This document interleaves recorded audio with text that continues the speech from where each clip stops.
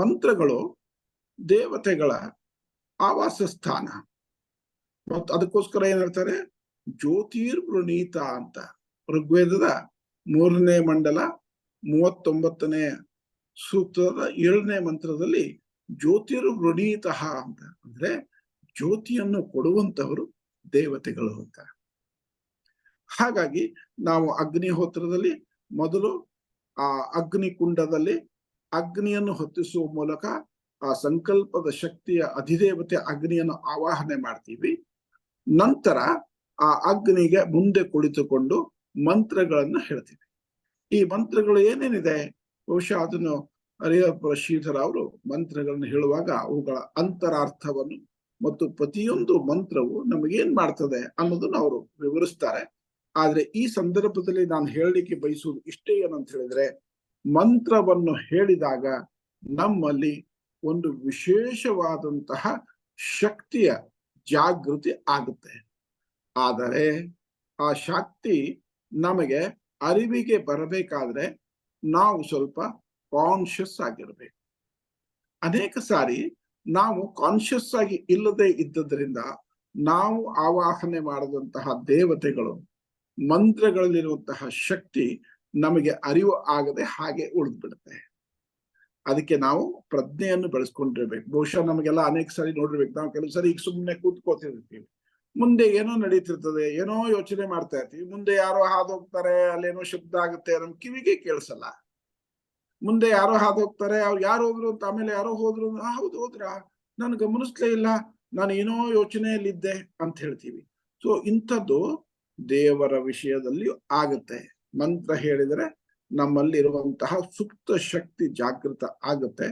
ಆ ಜಾಗೃತಿಯ ಕಡೆಗೆ ನಾವು ಗಮನ ಕೊಡಬೇಕು.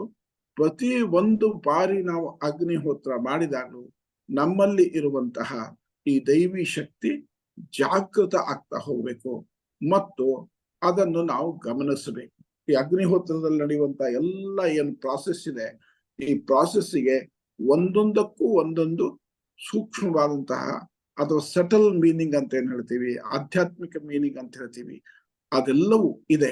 ಆದ್ರಿಂದ ನಾವು ಅಗ್ನಿಹೋತ್ರ ಮಾಡುವಾಗ ನಮ್ಮ ಪೂರ್ಣ ಮನಸ್ಸು ಅಲ್ಲಿರ್ಬೇಕು.